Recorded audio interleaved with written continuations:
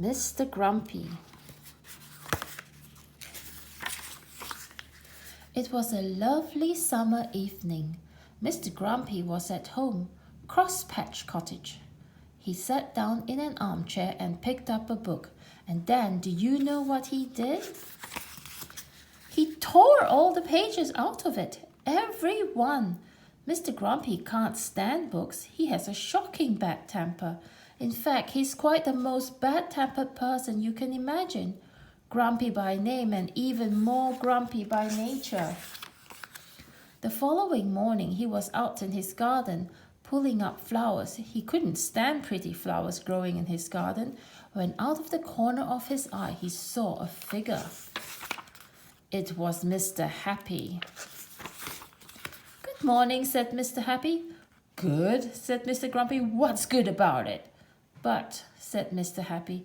"But nothing," went on Mr. Grumpy. "Get out of my garden." "I beg your pardon," said Mr. Happy. "You heard me," snapped Mr. Grumpy. "Go away." "I say," laughed Mr. Happy, "you're a bad-tempered fellow." "Hm," grunted Mr. Grumpy. "And," went on Mr. Happy, "bad-tempered fellows need to change their ways." "Rubbish!" retorted Mr. Grumpy and went into his cottage, deliberately stepping on Mr. Happy's foot as he passed him. "Ouch!" said Mr. Happy. Bang went the door of Crosspatch Cottage as Mr. Grumpy slammed it behind him. Mr. Happy stood there, looking not quite so happy as he normally does. His foot hurt. He thought and thought and thought some more. Then he had an idea. He smiled and went to see Mr. Tickle. Mr. Happy told Mr. Tickle of his idea of how to get Mr. Grumpy to change his ways, and Mr. Tickle grinned a sort of grin that goes from ear to ear. That is, if you have ears, which he doesn't. See? "Oh," he grinned, rubbing his hands at the end of those extraordinarily long arms of his together. "That sounds fun." That afternoon, Mr. Grumpy went to town shopping. He walked into Mr. Meat's shop. Mr. Meat was a butcher. "Give me some sausages," snapped Mr. Grumpy, "and be quick about it." Poor Mr. Meat, who was frightened of Mr. Grumpy, did as he was told. But as he was doing as he was told, something appeared through his shop doorway. Do you know what it was?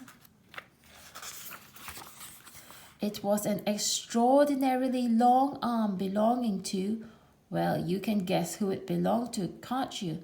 That extraordinarily long arm of Mr. Tickle's came in through the door and across the shop and up to Mr. Grumpy and tickled him. "Oh!" squeaked Mr. Grumpy in alarm, dropping his sausages and looking around to see what had happened. But could he see anything? He could not. Grunted Mr. Grumpy and picked up his sausages and went next door to the cake shop. Crash went the door of the shop. "Give me a cake," snapped Mr. Grumpy, "and hurry up." Poor Mrs. Fairy, who sold cakes, was frightened of Mr. Grumpy, so did as she was told. But as she was doing as she was told, guess what happened? "Oh!" squeaked Mr. Grumpy, dropping his cake and his sausages. He just could not understand what was happening. And the same thing happened at Mr. Daly's, the newspaper shop, and at Mrs. Humbug's, the sweet shop, and at Mr. Bottle's dairy, and at Mr. Packet's, the grocer's. It went on all afternoon. And all afternoon Mr. Grumpy kept getting tickled and dropping his shopping and picking it up, and being tickled and dropping his shopping and picking it up, and being tickled and dropping his shopping, and he just could not understand it. On his way home to Crosspatch Cottage, he met Mr. Happy again. "Hello," grinned Mr. Happy. "Having a nice day?" "Get out of my way," snapped Mr. Grumpy, "before I kick you." But almost before the words had passed his lips, that extraordinarily long arm of Mr. Tickle's had appeared from behind a tree and tickled him yet again. He jumped in the air and dropped all his shopping yet again and fell over. Mr. Happy looked down at Mr. Grumpy lying amid a jumble of sausages and cake and newspapers and sweets and milk and cornflakes. I think, he laughed, that if you were to change your ways and be not quite so bad-tempered quite so often, this sort of thing might not happen to you quite so often. Grunted Mr. Grumpy. He picked up all his shopping yet again and went home to Cross Patch Cottage. But on his way he did think about what Mr. Happy had said, because he was very definitely did not like what had happened to him that afternoon. Mr. Happy and Mr. Tickle laughed and shook hands.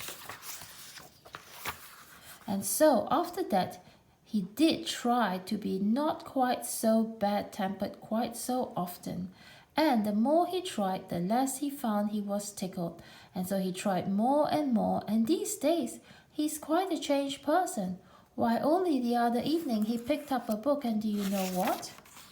He only tore out one page. The end.